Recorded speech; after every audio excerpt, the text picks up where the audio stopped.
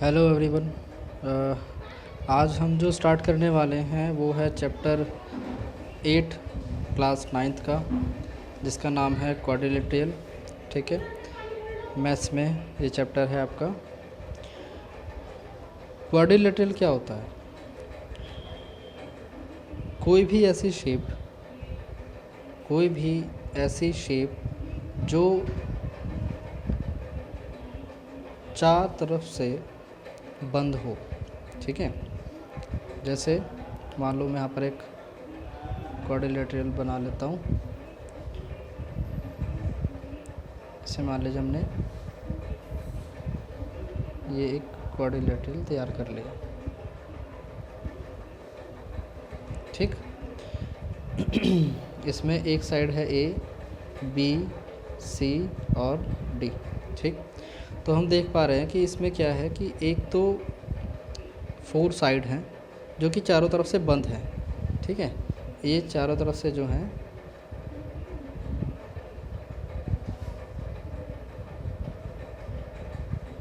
ये चारों तरफ से इस तरह से बंद है ना, इसके चारों कोने क्लोज हैं। ठीक, तो इसमें कोई हम इसकी डेफिनेशन को किस तरह से बोल सकते हैं? देखो, क्वाड्रिलेटरल में क्या होता है? क्वाड एक शब्द होता है। क्वाड शब्द का क्या नाम है? शब्द का नाम है quad. Q U A R A D, quad. Quad शब्द क्या है? कोई भी ऐसी चीज़ या कंपोनेंट जिसमें 4 एलिमेंट्स हों। क्या हों? जिसमें 4 एलिमेंट हों। ठीक है, जैसे हम पेंटा बोलते हैं 5 को, हेक्सा बोलते हैं, इसी तरह से हम क्वाड बोलते हैं 4 के लिए। ठीक, तो ये चीज़ है इसमें। अब मान लीजिए इसकी जो हम डेफिनेशन लिखेंगे वो किस तरह से लिखेंगे? इसकी डेफिनेशन कुछ इस तरह से होगी। A closed shape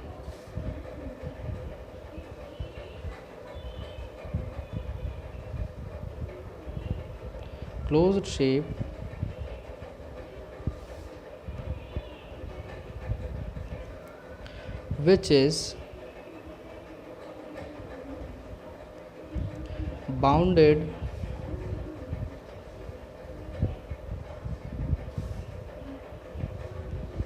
by 4 lines or line segment।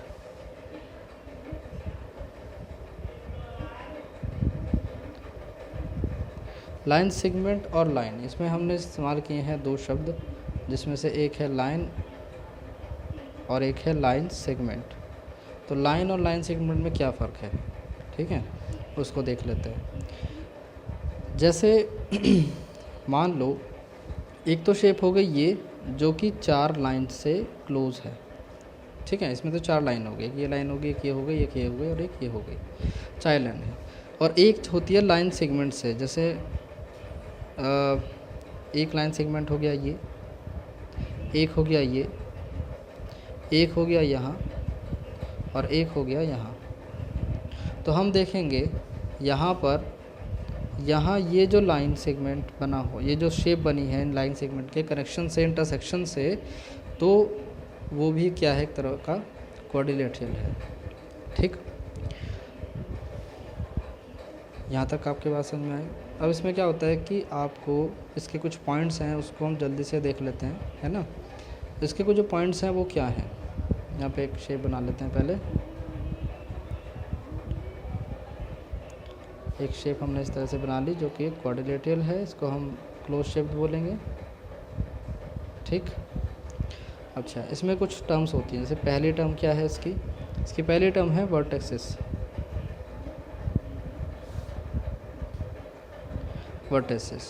Vertices क्या होते हैं?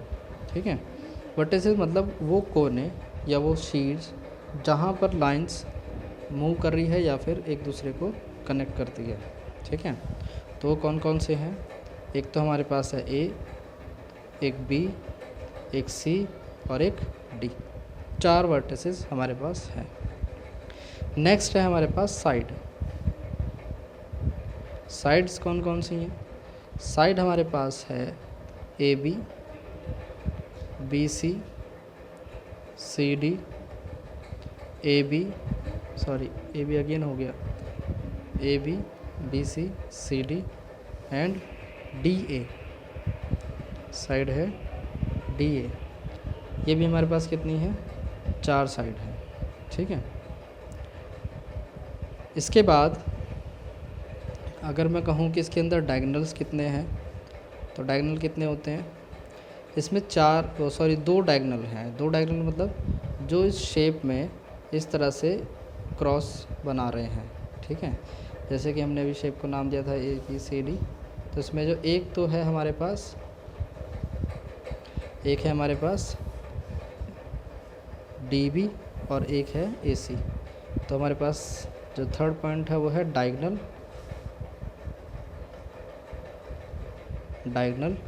जो कि एक है ए सी और दूसरा है डी बी। 2 डायगोनल है हमारे पास। ठीक, यहाँ तक तो आपको बात बहुत इजीली समझ में आ गई होगी। ठीक है। अब इसमें एक चीज़ है, इसमें आपके पास एक चीज़ होती है जिसको बोलते हैं adjacent pair of sides. Adjacent pair क्या होते हैं? इसको हम कोरस्पॉन्डिंग पेयर्स भी बोलते हैं। ठीक है। देखिए कैसे होते हैं ये। जैसे मान लो हमने जो शेप बना रखी है, ये शेप, इसमें ए बी सी और डी 4 पॉइंट हमारे पास हैं।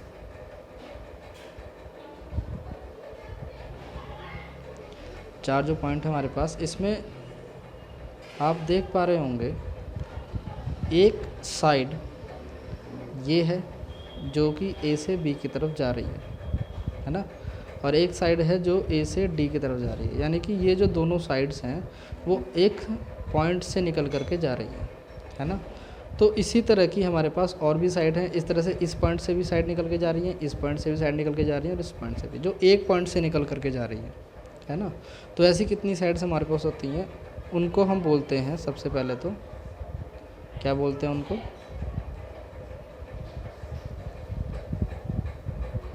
एडजेसेंट पॉइंट,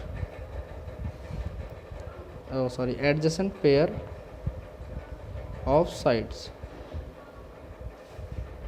क्या बोलते हैं? Adjacent pair of side. कौन कौन से हैं? एक तो हमारे पास है ए बी और ए डी, जो कि मैंने अभी आपको एरो के थ्रू बताया। एक है हमारे पास डी ए और डी सी। ठीक। एक है हमारे पास सी डी और सी बी। ठीक। एक है हमारे पास बी ए और बी सी। ये पॉइंट्स में हमारे पास हैं। ठीक है। तो ये हमारे लिए क्या हो गए? ये हमारे लिए हो जाते हैं एडजेसेंट पॉइंट। क्यों हो जाते हैं? क्योंकि ये एक ही पॉइंट से निकल करके जा रहे हैं, वो जो एक ही पॉइंट से निकल करके लाइन बनाते हैं, इसलिए इनको एडजेसेंट पेयर ऑफ साइड्स बोला जाता है। ठीक। इसके बाद नेक्स्ट है हमारे लिए pair of opposite side. Pair of opposite side में हम अगर देखें तो यहाँ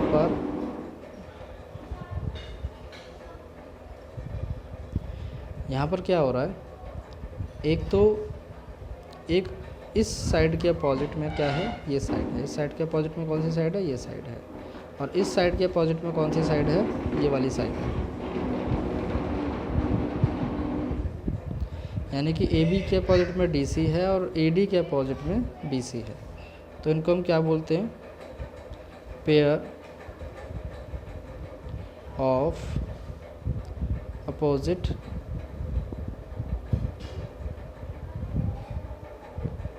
साइड्स। ठीक। ये कौन कौन से हैं? एक तो है ए बी और सी डी, और दूसरा है बी सी और ए डी। ये जो सब चीज़ें आप लोग देख रहे हैं, ये मे भी हो सकता है आप लोगों ने पहले पढ़ी हों। ठीक है। मैं सिर्फ इनका रिवीजन करा रहा हूँ, इसलिए हम थोड़ा जल्दी जल्दी चल रहे हैं। ठीक।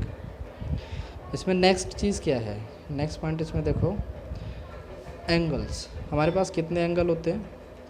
हमारे पास ए, बी, सी और डी 4 एंगल्स होते हैं, है ना? कौन से एंगल्स होते हैं हमारे पास? 4 angle, angle A, angle B, angle C और एंगल डी, 4 एंगल्स होते हैं हमारे पास। इसमें 7th पॉइंट एक और होता है कि pair of adjacent angles. Adjacent angles कौन से होते हैं? जो एक लाइन के थ्रू बने हुए हों। एक लाइन मतलब ए बी पर कितने एंगल बने हुए हैं? जैसे ए बी की बात करूँ मैं, तो ए बी पर एक एंगल ए है और एक एंगल बी है। बी सी लाइन पर 2 एंगल बने हुए हैं, बी है और सी है। सी डी लाइन पर 2 एंगल बने हुए हैं, सी है और डी है। और डी ए डी लाइन पर बने हुए हैं, डी है और ए है। तो जो एंगल पेयर एक लाइन पर बना होता है उसको adjacent pair of adjacent angle बोलते हैं। क्या बोलते हैं? Pair of adjacent angle.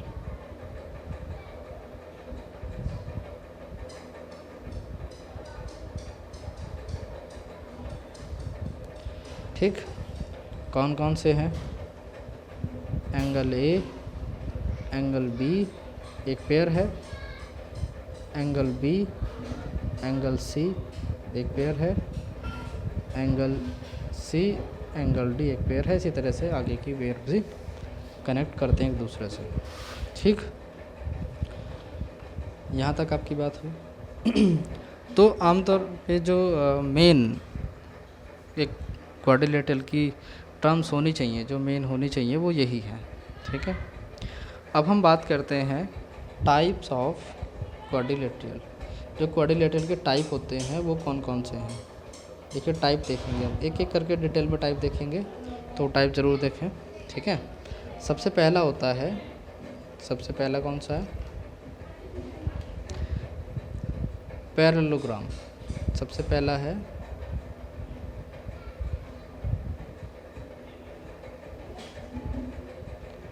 Parallelogram. देखिए पैरेललोग्राम कैसा होता है? पैरेललोग्राम वो होता है जिसमें आमने सामने यानी कि अपोजिट साइड्स जो हैं वो एक दूसरे के पैरेलल होती हैं, कुछ इस तरह से।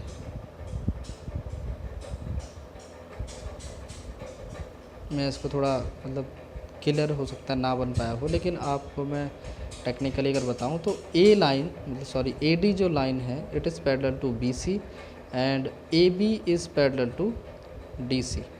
ठीक है, A D is parallel to D C and A B is parallel to D C. तो इसमें क्या हो रहा है? आमने सामने की जो लाइन है, अपोजिट लाइन्स आर पैरेलल। तो हम कह सकते हैं where if any quadrilateral has opposite line are parallel line that can be called as parallelogram quadrilateral। ठीक, जिस भी क्वाड्रिलेटरल में आमने सामने की जो अपोजिट साइड होती है वो अगर पैरेलल हो तो हम उसको क्या बोल सकते हैं? पैरेललोग्राम बोल सकते हैं। फर्स्ट टाइप हो गया। अब चलते हैं सेकंड टाइप पर। सेकंड टाइप क्या होता है? सेकंड टाइप होता है रेक्टेंगल।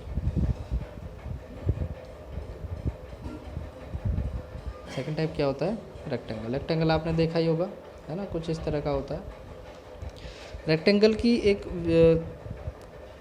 खास जो चीज़ होती है वो क्या होती है? इसमें आमने सामने की जो साइड्स होती हैं, अपोजिट जो साइड्स होती है वो इक्वल होती है। It's mean it is equal to this and this equal to this. जो आमने सामने की साइड्स होती हैं वो इक्वल होती हैं। ठीक, पहली बात। और दूसरी बात ये कि जो साइड रेक्टेंगल के अंदर होती हैं, अगर जो लाइन जो पैरेलल्स लाइन होती है, जैसे कि मान लो ये वाली जो लाइन है ये बेस लाइन पर 90 डिग्री का एंगल क्रिएट करेगी। ठीक है, जैसे मान लो हमने इसको कंप्लीट अगर मैं करूं तो और इसको मैं ए और इसको बी मानूं, इसको सी और इसको डी मानूं, तो हम ये कह सकते हैं कि all the angles of this rectangle should be 90 degree. हर एंगल इसका क्या होना चाहिए? 90 डिग्री होना चाहिए। After that we can call it a rectangular quadrilateral, otherwise we can't set this. क्योंकि अगर ये नहीं होगा तो हम इसको एक प्रॉपर रेक्टेंगल नहीं बोल सकते। बात समझ में आ गई? ये सेकंड टाइप का क्वाड्रिलेटरल होता है। चलिए अब चलते हैं थर्ड टाइप के। अच्छा, जैसे मैं ये बनाता हूँ और जो बोलता हूँ, अगर आपको मतलब स्क्रीनशॉट लेना हो या फिर लिखना हो तो आप वीडियो रोक करके भी ले सकते हैं, है ना। तो आप उसको कर सकते हैं, जैसे एडजस्ट करें। आप 9th क्लास में काफ़ी समझदार हैं तो उस हिसाब से आप कर सकते हैं, ठीक है। नेक्स्ट है हमारा स्क्वायर। क्या है? स्क्वायर। स्क्वायर की प्रॉपर्टीज़ में भी आप लोग जानते होंगे। स्क्वायर की प्रॉपर्टीज़ होती हैं कि the all sides of square is equal. इसकी चारों साइड क्या होती हैं? इक्वल होती हैं। A B is equal to A D equal to D C equal to C B, ठीक है। इसमें ये चारों जो साइड होती हैं वो इक्वल होती हैं।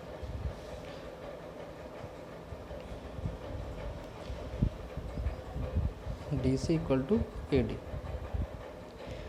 ये होता है।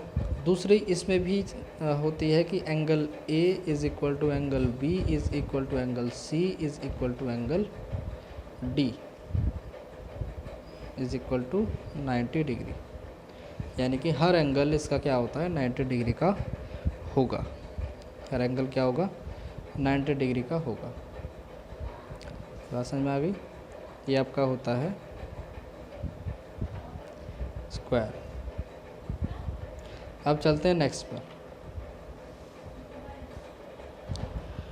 तो फोर्थ जो टाइप है हमारे पास वो क्या है? रोम्बस। रोम्बस क्या होता है? ये भी एक तरह का पैरेललोग्राम है ना। ये भी एक टाइप का क्या है? पैरेललोग्राम है। लेकिन इसकी एक ख़ास बात होती है कि इसमें ये जो चारों लाइनें होती हैं वो इक्वल होती हैं, ठीक। पैरेलल तो होंगी, साथ ही साथ क्या होंगी? इक्वल भी होंगी। जिस भी शेप में दो प्रॉपर्टी हों, पहला कि lines are equal and opposite sides are parallel, that after that we can say that it is a rhombus quadrilateral. कैसा? रोम्बस। ये जो है आपस में इक्वल होंगे। हम कह सकते हैं A B is equal to B C, और इसी तरह से सी डी, और इसी तरह से ए डी। ये रोम्बस की प्रॉपर्टी होती है। पैरेलल तो होंगी, ऑल्सो पैरेलल। क्या होंगी? पैरेलल। पैरेलल तो होंगी और साथ ही साथ क्या होंगी? इक्वल भी होंगी। चलिए नेक्स्ट है हमारा ट्रेपिज्म।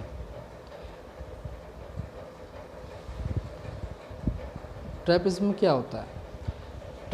ट्रेपिज्म भी एक तरह का क्वाड्रिलेटरल ही है, जिसमें क्या होता है? सिर्फ दो लाइनें ही आपस में क्या होती हैं? पैरेलल होती हैं। क्या होती है? पैरेलल होती हैं। जैसे कि मान लो एक लाइन ये हो गई और एक लाइन ये हो गई, ए बी सी और डी, ठीक है। इसमें क्या होता है? ए बी और डी सी पैरेलल हैं, ये और ये पैरेलल होंगे आपस में, जबकि ये और ये पैरेलल नहीं होंगे, ठीक है। सिर्फ दो लाइनें ही पैरेलल होंगी, ठीक। ये ट्रेपिज्म में होता है, ठीक है। उसके बाद नेक्स्ट है हमारा सिक्स्थ है हमारा काइट। काइट में क्या होता है? काइट भी एक तरह का क्या है? रोम्बस है, लेकिन इसमें थोड़ा सा चेंज है। चेंज क्या है? इसमें जो कोरस्पॉन्डिंग साइड्स होती हैं, जो एक पॉइंट से निकलने वाली साइड्स होती हैं, सिर्फ वो इक्वल होती हैं। जैसे कि A C is equal to B C होगी, और ये ए बी सी डी है। A B is equal to A D होगी, और D C is equal to C B होगी। ये इसमें प्रॉपर्टी होती है, लेकिन इसमें ऐसा नहीं होता कि सारी साइड्स इक्वल हो, ठीक है। सिर्फ इसमें क्या होता है? जो कॉरस्पॉन्डिंग लाइन होती है, जिनको हम एडजेसेंट लाइंस भी बोल सकते हैं, एडजेसेंट पेयर्स भी बोल सकते हैं, वो इक्वल होती हैं, बाकी और इक्वल नहीं होती। ठीक है। इसमें एक चीज़ और होती है, एक ट्रेपेज में एक लाइन बनानी, एक जो है पॉइंट मैं बताना भूल गया हूँ।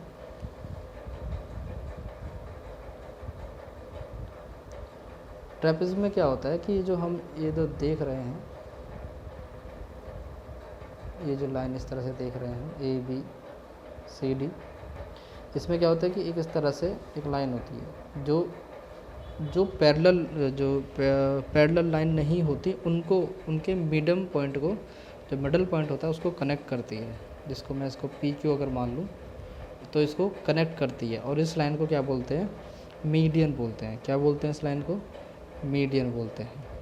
ठीक है, जो इसको दो हिस्सों में बांटती है। तो ये आपका जो था क्वाड्रिलेटरल की फर्स्ट क्लास थी, और इसमें मैंने आपको बताया है कि कितने तरह के क्वाड्रिलेटरल होते हैं और कितना आप उसमें अलग अलग तरह के क्वाड्रिलेटरल देख सकते हो, और उसकी डेफिनेशन क्या होती है और किस तरह से हम इस्तेमाल करते हैं।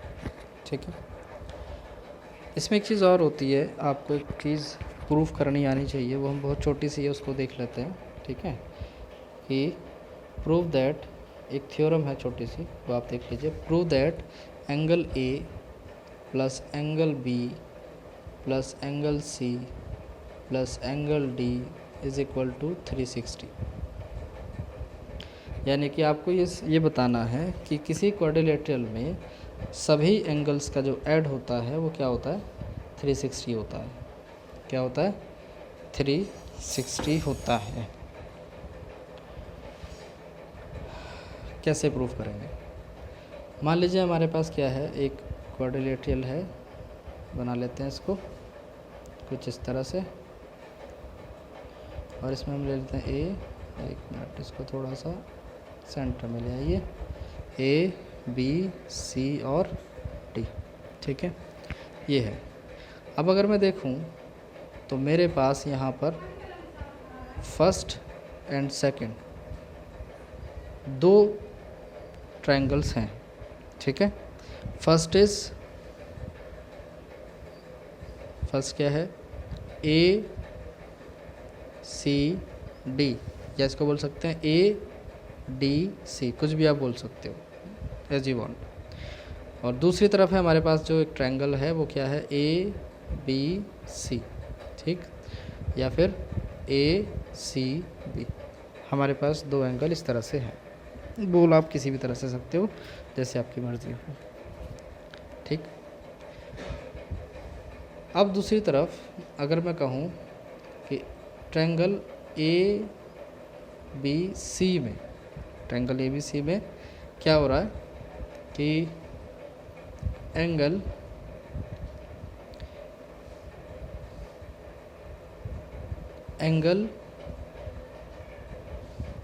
B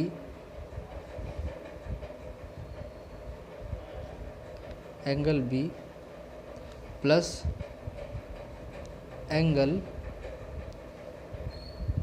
B A C plus angle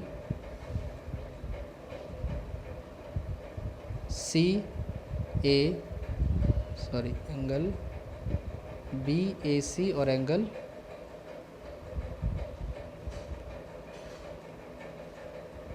A C B is equal to 180। ये देखिए कुछ इस तरह से, जो हमने भी ट्रायंगल बनाया था उसका जो आधा भाग था वो कुछ ऐसे था, जिसमें एक तरफ था ए बी और सी। तो हमने क्या किया है, एंगल बी को लिखा है इस तरह से। हालांकि आप एंगल बी को भी आप ऐसे ही लिख सकते हो चाहो तो, कि एंगल ए बी सी लिख सकते हो आप। ठीक है, तो और दूसरी तरफ हमने लिखा है एक एंगल ये, ठीक, जो कि ये है, और एक एंगल हमने लिखा है ये, जो कि ये है।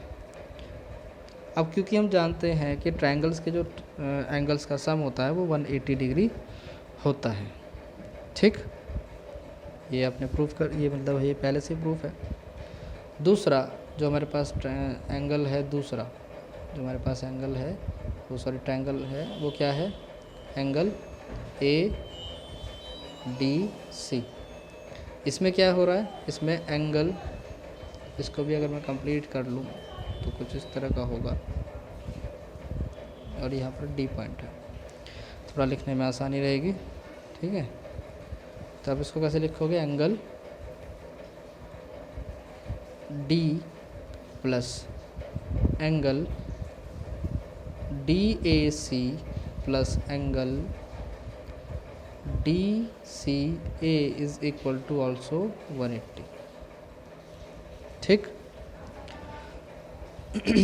ये हो रखा है। हमने ऊपर वाले ट्रायंगल में इन तीनों को और नीचे वाले ट्रायंगल में इन तीनों को इस तरह से लिख लिया, क्योंकि हम जानते हैं कि ट्रायंगल्स का जो ऐड होता है, ट्रायंगल में जो एंगल्स का ऐड होता है वो 180 डिग्री होता है।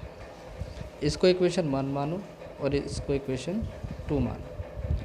Now adding the equation 1 and 2 what we have, हमें क्या मिलेगा, हमें मिलेगा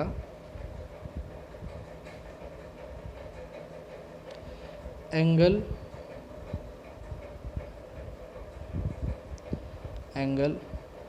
बी और प्लस एंगल डी। इसको तो हम इस तरह से लिख सकते हैं, और फिर हम लिख सकते हैं जो हमारे पास आए थे, angle D A C plus angle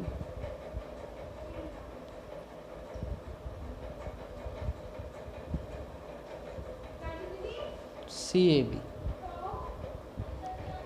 ठीक, प्लस इसी तरह से हमारे पास आया था क्या, angle D C A plus angle A C B. इधर आ जाएगा हमारा 360, 180 प्लस 180 आ जाएगा 360। ठीक है, अब देखो ये जो चीज़ है ये वाली चीज़, और ये वाली जो चीज़ है ये वाली चीज़, इसको हम लिख सकते हैं एंगल ए कम्प्लीटली, और इसको लिख सकते हैं एंगल सी कम्प्लीटली।